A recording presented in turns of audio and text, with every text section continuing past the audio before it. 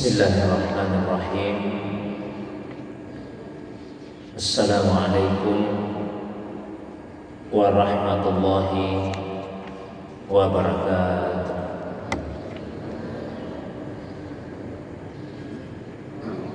Alhamdulillahilladzi anzala as-sakinata fi qulubil mu'minin. Wassalatu wassalamu ala sayyidil awwalin wal akhirin,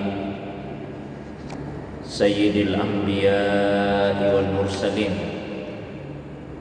sayyidina wa habibina wa syafi'ina wa maulana Muhammadin wa ala alihi wa ashabihi wa ala man ittaba'an nur alladzi unsila ma'ahu ila yaumiddin, amma ba'du. Bapak Ibu hadirin sekalian, jamaah subuh yang semoga dirahmati, dimuliakan oleh Allah Subhanahu wa taala. Alhamdulillah, segala puji tentunya hanyalah miliknya Allah Subhanahu wa taala semata-mata. Allah yang telah menciptakan seluruh makhluk, khususnya kita sebagai manusia, dan melengkapi kita dengan aneka macam potensi. Salah satunya yaitu dengan nafsu, dan mengilhami nafsu itu dengan pengetahuan tentang fujur, tentang dosa dan ketakwaan. Maka sungguh berbahagialah manusia yang mensucikan nafsunya, dan sungguh merugilah manusia yang mengotori nafsunya. Salawat dan salam penghormatan semoga senantiasa Allah curahkan kepada kekasih kita Rasulullah Muhammad sallallahu alaihi wasallam, begitu pula kepada keluarga beliau, para sahabat dan juga pengikutnya yang senantiasa istiqamah menghidupkan sunnah Nabi sallallahu alaihi wasallam. Beliaulah Nabi yang telah diutus oleh Allah Subhanahu wa taala ke muka bumi ini untuk membacakan ayat-ayat Allah Subhanahu wa taala, mensucikan manusia, dan mengajarkan Alkitab dan Al-Hikmah. Jamaah subuh yang dirahmati, dimuliakan oleh Allah Subhanahu wa taala. Masih dalam bagian pembahasan tentang al-mujahadah.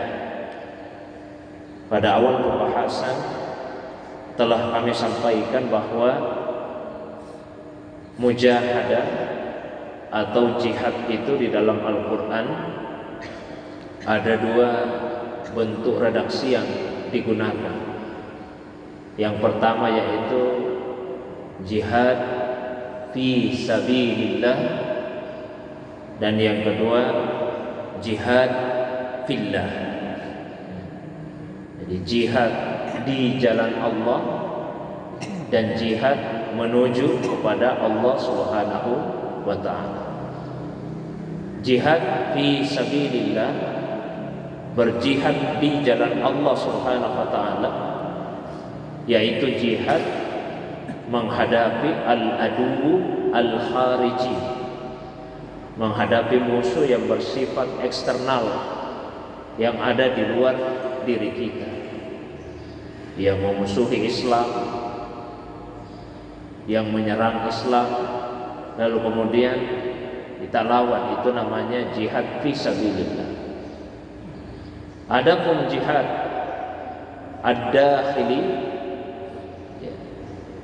jihad internal atau jihad fillah, jihad menuju kepada Allah, yaitu jihad melawan hawa nafsu kita sendiri yang ada di dalam diri kita. Dan ini tentu jauh lebih berat dan jauh lebih lama dibandingkan dengan jihad fi sabilillah. Kalau jihad fisabilillah, musuhnya jelas kelihatan, dan selama apapun itu terjadi pasti ada akhirnya. Mau bertahun-tahun sekalipun akan ada akhirnya, jihad melawan musuh yang ada di luar diri kita. Tapi kalau jihad fillah, berjihad menuju kepada Allah dengan menundukkan, mengendalikan hawa nafsu, maka batas akhirnya itu tidak ada. Selama kita hidup di dunia, terus menerus kita akan melawan hawa nafsu kita, dan musuhnya juga tidak jelas kelihatan. Maka ini tentu jauh lebih berat dan jauh lebih lama. Makanya di dalam sebuah hadis yang sekalipun sanadnya lemah, tapi maknanya sahih, diriwayatkan bahwa Nabi SAW bersabda, raja'na minal jihadil asghari ila jihadil akbari. Kita telah kembali dari jihad yang kecil menuju kepada jihad yang besar. Ini disampaikan setelah Rasulullah dan para sahabat pulang dari peperangan menghadapi musuh. Nah, ternyata itu Nabi sifati sebagai jihad yang kecil menuju kepada jihad yang besar, yaitu jihad berpuasa di dalam bulan Ramadan. Karena jihad berpuasa di bulan Ramadan itu adalah jihadun nafs, berjihad melawan hawa nafsu kita sendiri. Nah, tentu saja dituntut pengetahuan tentang penyakit-penyakit yang bisa dialami dan diderita oleh nafsu itu. Di bagian akhir dari pembahasan tentang mujahadah inilah Imam Al-Qushairi di dalam kitab Ar-Risalah Al-Qushairiyah fi ilmi tasawuf ini menguraikan tentang hal tersebut. Qala al-musannif, penulis kitab ini berkata, wa min ghawamidi afatin nafsi rukunuha ila istihla'il madahi, fa inna man tahassa minhu jar'atan au jur'atan hamalas samawati wal aradina ala safari min asfari, wa amaratu zalika annahu idzan qata'a anhu zalika syirbu ala haluhu ilal kasali wal fashali.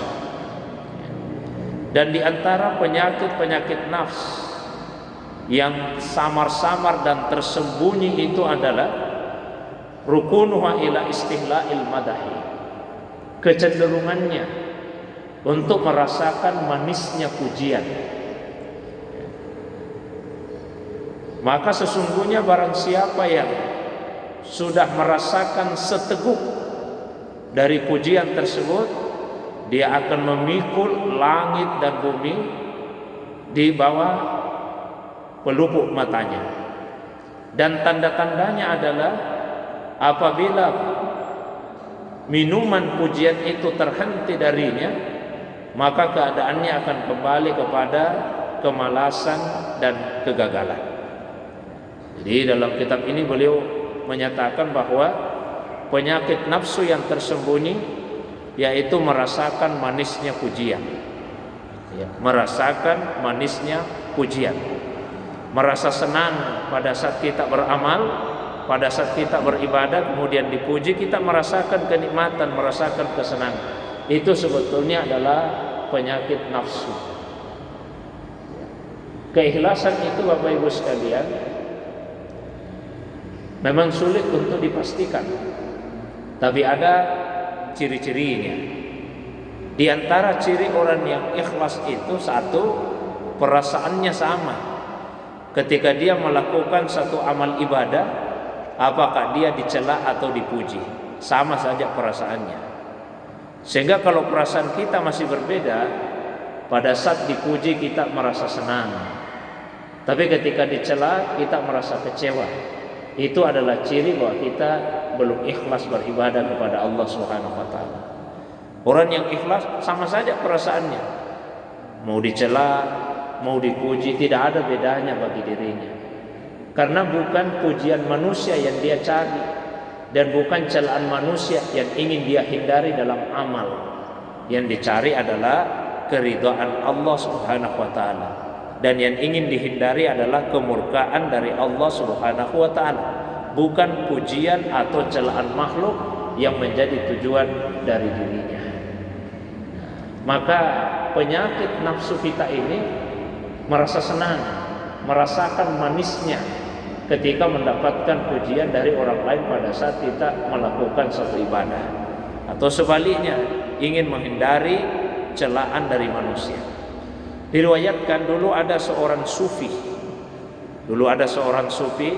selama bertahun-tahun dia salat berjamaah dan selalu berada di saf yang pertama. Bertahun-tahun Pak, selalu berada di saf yang pertama.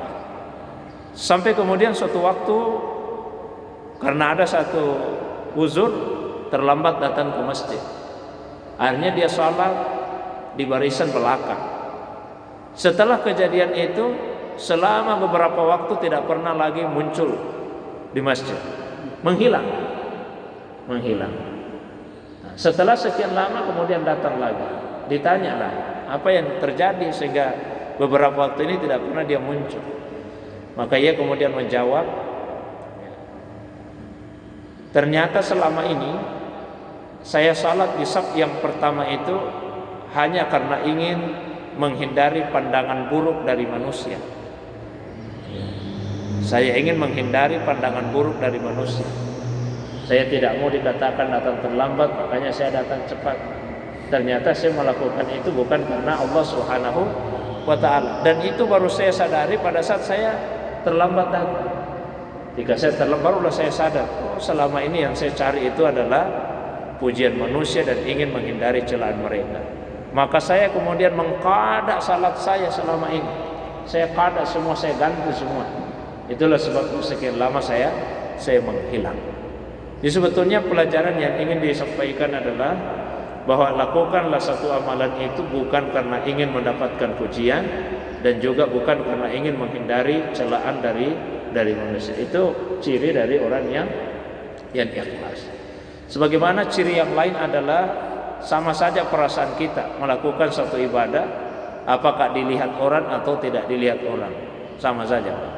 Mau dilihat, mau tidak dilihat, diketahui, tidak diketahui, perasaan kita sama saja. Mau salat berjamaah di masjid, salat sunnah di rumah yang tidak ada orang lain yang melihat, perasaan kita relatif sama. Itu ciri dari orang yang ikhlas. Nah, kalau orang sudah merasa senang mendapatkan pujian, maka dia akan sanggup memikul beban langit, beban bumi, dibawa pelupuk matanya hanya untuk mendapatkan pujian dari manusia itu. Apapun dia akan lakukan untuk dapat pujian dari manusia, dan itu tentu akan memberatkan diri kita. Ciri-cirinya adalah ketika dia tidak mendapatkan lagi pujian dari manusia, maka dia akan merasa malas untuk melakukan satu ibadah, ya, karena yang dia cari dengan pujian manusia. Kita bisa mengukur diri kita. Kalau pada saat salat berjamaah di masjid kita merasa semangat, tapi ketika salat sunnah sendirian di rumah kita bermalas-malasan, ya, itu artinya bukan keridhaan Allah Subhanahu wa ta'ala yang kita cari. Bukankah salat di masjid, salat di rumah, Allah Subhanahu wa ta'ala tetap akan melihat dan mengetahui, sehingga mestinya tidak mempengaruhi diri kita. Wa yurwa an Abi Muhammad Al-Murtais, kemudian diriwayatkan dari seorang sufi yang bernama Abu Muhammad, annahu qala, beliau berkata, hajjatu kadza hajjatan ala tajrid. Saya pernah melakukan haji berkali-kali secara tajrid. Tajrid itu Pak, pergi haji tanpa membawa bekal apa-apa, ya, dia tidak bawa bekal apa-apa, pergi berangkat begitu saja, tidak bawa bekal, ya, tidak bawa bekal makanan, ya, dan sebagainya, berangkat begitu saja. Fazahara li, maka kemudian setelah sekian lama saya melakukan itu, saya baru tahu anna jami'a dzalika kana masuban bihadhi, bahwa ternyata itu saya lakukan bukan untuk Allah Subhanahu wa taala sepenuhnya, tapi karena masih ada bagian untuk kesenangan diriku di dalamnya. Kapan beliau menyadari? Wa dzalika anna walidati sa'alatni yauman an asfaqi laha jur'atama. Itu saya sadari ketika suatu hari ibu saya meminta kepada saya untuk membawakan air. Ibu saya meminta saya untuk saya bawakan air. Fasaqula dzalika ala nafsi. Tiba-tiba saya merasa berat melakukan itu. Saya merasa berat untuk memenuhi permintaan ibu saya. Fa'alimtu, maka dari situlah saya mulai tahu anna mutawa'ata nafsi fil hajjati kanat li hadzi wa sawbi li nafsi. Ternyata selama ini saya melakukan ibadah haji itu hanyalah untuk memperturutkan hawa nafsu saya. Buktinya apa? Memenuhi permintaan ibu itu adalah satu bentuk ketaatan. Mestinya itu tidak berat saya lakukan. Sebagaimana saya merasa senang saja melakukan ibadah haji secara tajrid. Tapi ketika saya merasakan berat memenuhi permintaan ibu saya, sementara saya pergi haji, itu saya tidak merasakan perasaan yang berat. Saya tahu bahwa saya pergi haji itu untuk hawa nafsu saya, bukan karena ketaatan kepada Allah SWT. Saya sampaikan yang lalu Bapak Ibu sekalian, kita harus berhati-hati dalam melakukan suatu ibadah, karena jangan sampai ibadah yang dilakukan itu ternyata kita lakukan hanya karena kesenangan hawa nafsu. Karena ciri ibadah yang sesungguhnya itu menyelisihi nafsu. Itu ciri ibadah, menyelisihi nafsu. Kita bangun tengah malam untuk salat tahajud, itu nafsu kita tidak suka. Karena hawa nafsu itu menginginkan supaya kita tidur. Kita puasa di siang hari, hawa nafsu tidak suka. Karena nafsu itu inginnya kita merasakan kelezatan, kenikmatan makanan dan minuman. Maka orang yang berpuasa, dia selisihi hawa nafsunya. Maka jangan sampai ada ibadah yang kita lakukan justru memperturutkan hawa nafsu. Enak sekali itu kalau kita pergi umrah. Ya, enaknya yang kita lihat, enaknya bukan karena enak dalam kaitannya ibadah kepada Allah, tapi perasaan enak yang dirasakan oleh hawa nafsu. Bagus itu kalau kita salat di masjid ini. Nah, kenapa? AC-nya dingin sekali, sejuk, kita rasa di situ, karpetnya harum. Jadi hawa nafsu yang kita perturutkan, bukan karena hal-hal yang sifatnya mendekatkan diri kita kepada Allah Subhanahu wa taala. Idz law kanat nafsi faniyah lam yas'ab 'alaiha ma huwa haqqun fi syar'i. Kata beliau, seandainya saya sudah bisa memfanakan nafsu saya, menghilangkan keinginan nafsu, maka mestinya tidak berasa berat saya lakukan apa yang sudah menjadi hak dalam syariat. Melaksanakan perintah ibu, memenuhi perintah ibu, itu perintah syariat. Ya.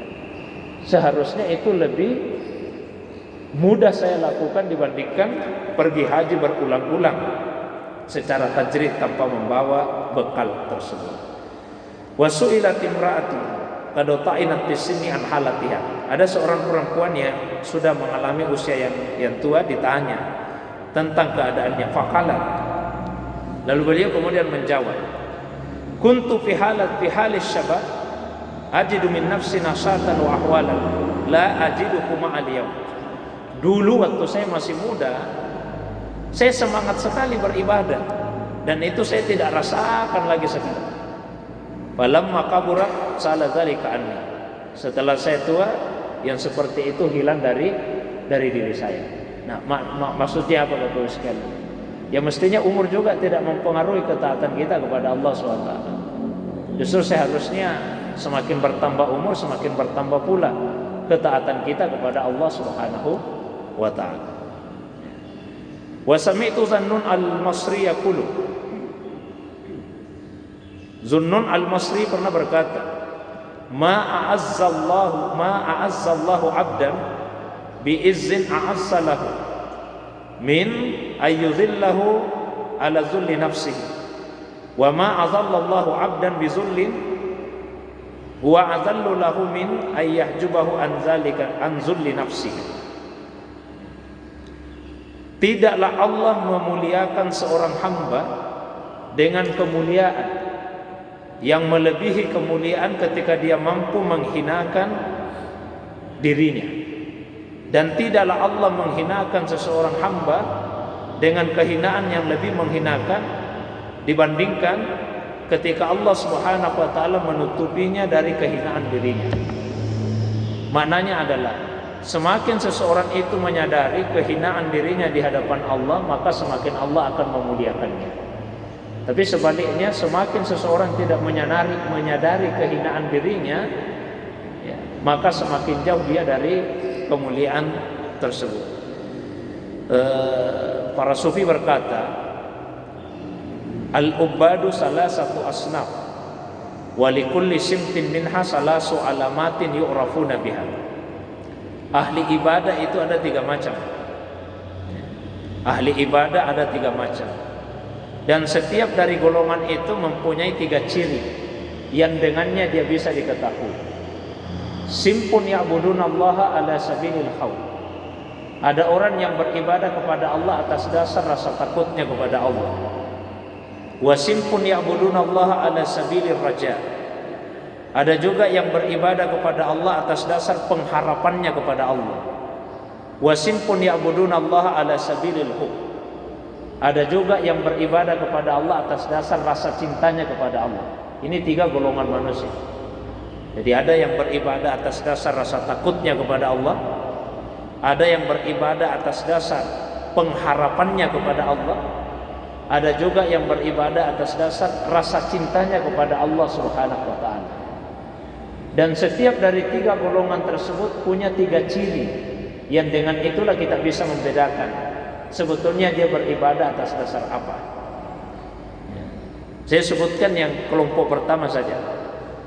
Adapun orang yang beribadah kepada Allah atas dasar khauf, atas dasar rasa cintanya, atas dasar rasa takutnya kepada Allah, cirinya yang pertama, yastahkiru nafsa. Yastahkiru nafsa. Dia akan selalu menganggap dirinya rendah, hina, dina di hadapan Allah SWT. Itu cirinya yang pertama. Kemudian yang kedua, yastaghfiru sayyi'atihi.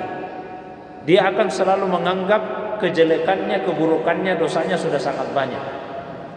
Kemudian yang ketiga, yastaqillu hasanatihi. Dia akan selalu merasa bahwa kebaikannya masih sangat sedikit. Ini 3 ciri dari orang yang beribadah kepada Allah atas dasar rasa takutnya. Nah, cirinya tadi yang pertama, yastahkiru nafsa. Dia akan merasa dirinya hina,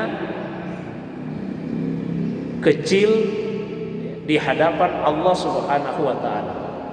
Maka semakin kita merasakan betapa kecilnya diri kita, kita akan semakin merasakan kebesarannya Allah.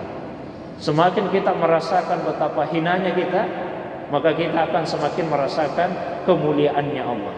Dan pada saat seperti itulah Allah Subhanahu wa taala akan memuliakan diri kita. Sehingga di dalam kitab ini disebutkan, tidaklah Allah memuliakan seorang hamba dengan kemuliaan yang melebihi kemuliaan dibandingkan ketika Allah Subhanahu wa taala memberikan kesadaran kepada hambanya itu akan kehinaan dirinya.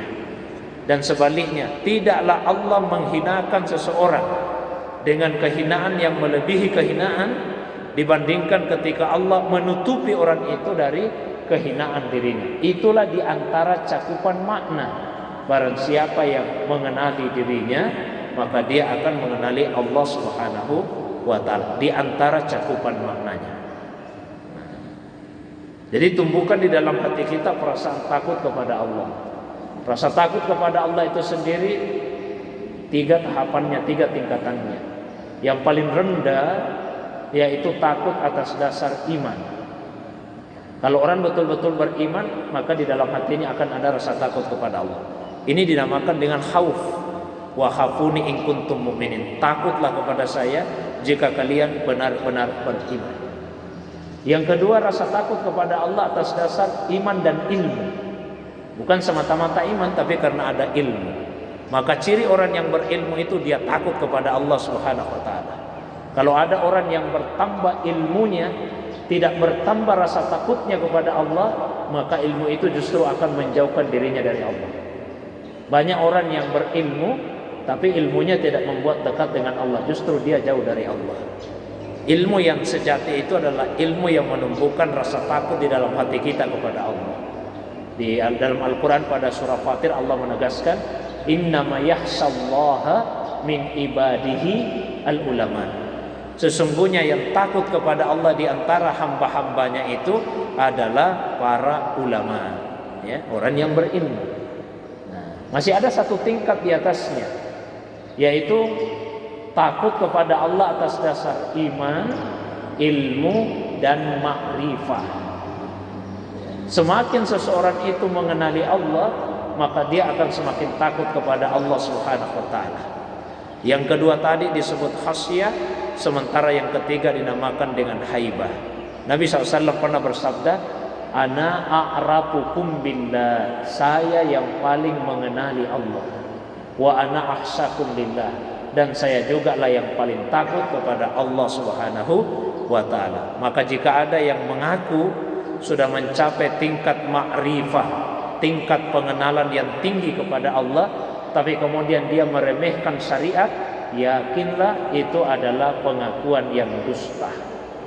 Apalagi kalau membawa-bawa nama tasawuf, mengatakan karena sudah belajar ilmu tasawuf tidak perlu lagi untuk melaksanakan syariat atau meremehkan syariat, itu pasti pengakuan dusta.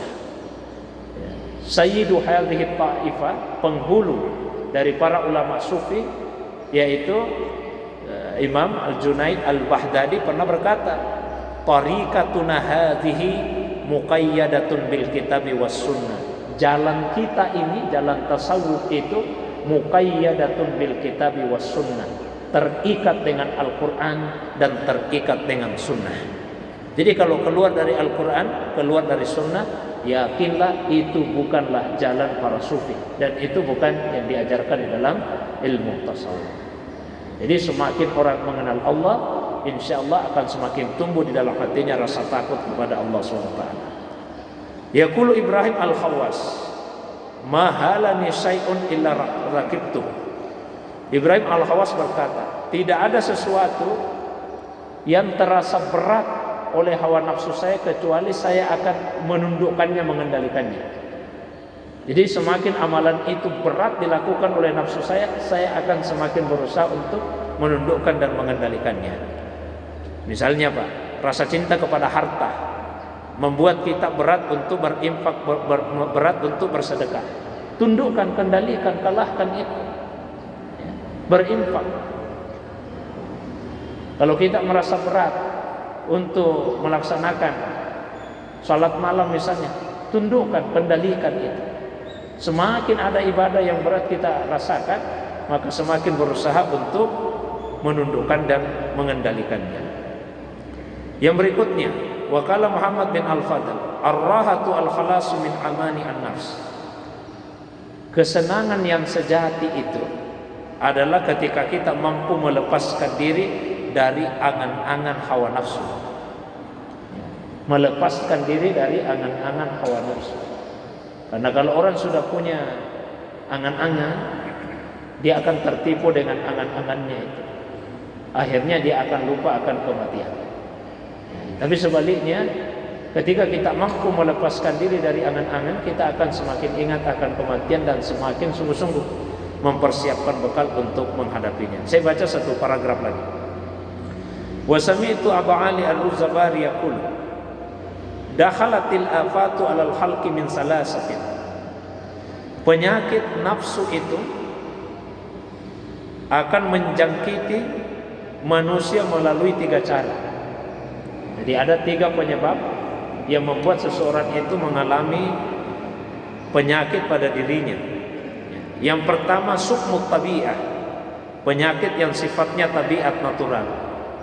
Yang kedua mulazamatul adah, melazimkan satu kebiasaan, menetapi satu kebiasaan, terus menerus melakukan satu hal. Dan yang ketiga yaitu fasadus suhbah, rusaknya yang menemani kita. Fasa'altuhu, saya kemudian bertanya kepada beliau, ma sukmut tabi'ah, apa yang membuat kita sakit secara tabiat? Beliau menjawab, aklul haram, memakan makanan yang haram. Memakan makanan yang haram. Karena semua daging yang tumbuh dari makanan yang haram, fannaru aula biha, api neraka yang lebih layak baginya. Jadi jaga semua makanan yang masuk ke dalam tubuh kita. Bukan hanya dari segi zatnya, kalau segi zatnya saya yakinlah kita mampu untuk menghindari. Tapi yang barangkali agak berat, yaitu dari segi cara memperolehnya. Makanan itu zatnya halal, tapi cara memperolehnya yang tidak halal. Dijaga.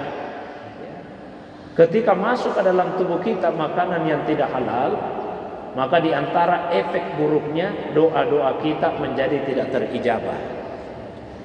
Nabi SAW pernah bercerita, kata sahabat, zakarana rajul, Nabi pernah menceritakan kepada kami tentang seorang laki-laki, yutilus safar, dia menempuh perjalanan jauh. Ada yang mengatakan pergi haji jalan kaki, ada yang mengatakan pergi menuntut ilmu, yang jelas tujuannya untuk kebaikan. As'asa akbar, begitu jauhnya jarak tempuhnya sehingga rambutnya acak-acakan, pakaiannya sudah penuh dengan debu. Yumiddu yadahi ila sama, di sepanjang perjalanan itu dia selalu menengadahkan kedua tangannya ke langit, berdoa, ya Rab, ya Rab, ya Rab. Berdoa sepanjang perjalanan. Kalau kita lihat zahirnya, mestinya doanya diterima. Sudah perjalanan jauh, tujuannya kebaikan, tidak pernah berhenti berdoa, selalu menengadahkan kedua tangannya. Tapi ternyata doanya tidak diijabah. Apa penyebabnya? Nabi SAW menjelaskan, mat'amuhu haram, sumber makanannya dari yang haram. Wa masrabuhu haram, sumber minumannya dari yang haram. Wa malbasuhu haram, sumber pakaiannya dari yang haram. Wa ghudhiya bil haram, dan tubuhnya tumbuh dari gizi yang haram. Fa anna yustajabu lahu, bagaimana mungkin doa dari orang yang seperti ini akan diijabah oleh Allah Subhanahu wa taala. Jadi jangan masukkan ke dalam tubuh kita makanan dan minuman yang haram, bahkan yang subhat sekalipun, yang meragukan halal dan haramnya. Kemudian yang berikutnya, ma mulazamatul ada. Kemudian apa yang dimaksud dengan mulazamatul ada? Menetapi atau melakukan satu kebiasaan secara terus-menerus. Faqala, beliau kemudian menjawab, an-nazar wal istimta' bil haram wal ghibah, memandang yang haram,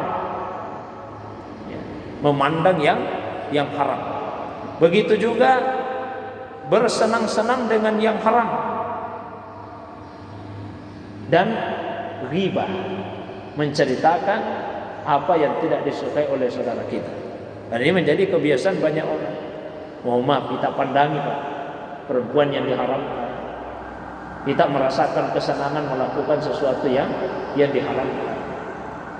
Ini juga akan merusak jiwa kita.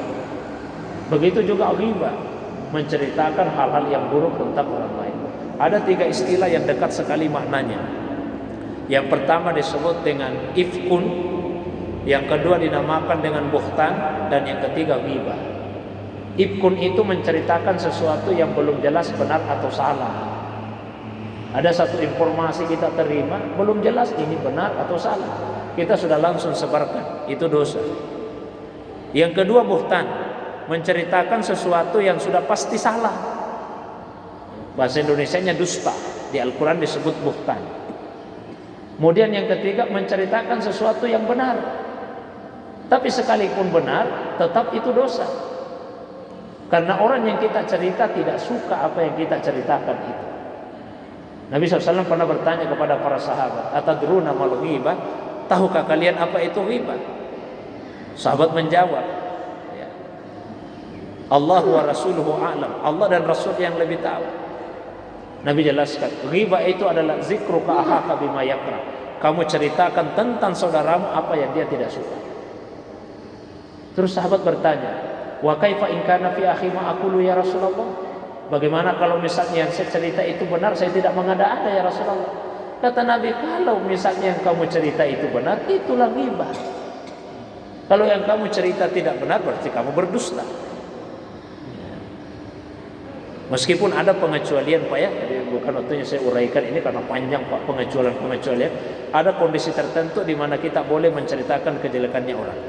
Nah, tapi kaitannya dengan ghibah, bahkan ada ulama yang mengatakan tidak harus kejelekan. Biar sesuatu yang baik yang kita cerita, kalau orangnya tidak suka, tidak usah dicerita. Ada orang misalnya dermawan, ya, suka bangun masjid, di mana-mana dia bangun masjid, tapi dia tidak suka kebaikannya itu diceritakan kepada orang banyak. Lalu kita ceritakan, itu juga ghibah. Jadi intinya adalah hindari menceritakan sesuatu yang orang lain tidak sukai. Tapi biasanya sih Pak kejelekan, jarang orang yang tidak suka kebaikannya diceritakan. Terus yang ketiga, fama fasadus suhbah. Terus apa yang dimaksud? Rusaknya sesuatu yang senantiasa menyertai kita. Beliau menjawab, kullama hajatis sahwatu fi nafsi tabi'athan nafsu. Setiap kali ada sahwat, ada keinginan yang muncul, maka nafsumu selalu mengikutinya. Nah, itulah sebabnya sering dikatakan dengan hawa nafsu. Ya, keinginan dari nafsu kita selalu kita ikuti. Karena sebetulnya Bapak Ibu sekalian, pada dasarnya nafsu itu satu potensi, bisa mengarah kepada kebaikan, bisa mengarah kepada keburukan. Ya. Apabila dia mengarah kepada keburukan, maka dia dinamakan dengan hawa nafsu. Tapi jika kita mampu mendidiknya, maka dia bisa mengarah kepada hal-hal yang baik. Saya sudah pernah sampaikan tingkatan-tingkatan nafsu 7 tingkat, mulai dari yang paling rendah nafsu ammarah bisu sampai yang paling tinggi yaitu nafsu kamilah, nafsu yang paripurna. Dalam konteks apa yang kita baca pada subuh ini, ketika nafsu itu sudah sampai pada nafsu kamilah, maka pujian dari manusia tidak akan mempengaruhi ibadah kita. Begitu juga sebaliknya, celaan dari manusia tidak akan mempengaruhi ibadah kita. Kalau Bapak Ibu misalnya urusi masjid ini, Masjid Al-Markas ini, urusi masjid ini, ada komentar-komentar yang tidak baik, lalu itu mempengaruhi Bapak, berarti belum ikhlas, belum sampai pada tingkat nafsu kamilah. Ya, tidak usah kita terpengaruh dengan komentar-komentar dari masyarakat, misalnya dari beberapa orang. Tetap saja lakukan kebaikan itu. Ya. Janganlah rasa takut akan celaan orang mempengaruhi kita, apalagi menghentikan kita dari satu ibadah, dari satu kebiasaan yang baik. Saya kira itu saja Pak pengantar yang saya bacakan pada subuh ini. Seperti biasa saya berikan waktu kalau ada hal-hal yang ingin didiskusikan, ditanyakan, meskipun udah lewat jam nanti apa-apa Pak. Kalau ada yang ingin ditambahkan, ada yang ingin didiskusikan, baik yang berkaitan dengan beberapa paragraf yang saya bacakan tadi atau masalah agama yang lain di luar dari apa yang saya sampaikan, saya persilakan kepada jamaah sekalian. Ada Pak, Ibu mungkin yang mau ditanya, saya persilakan.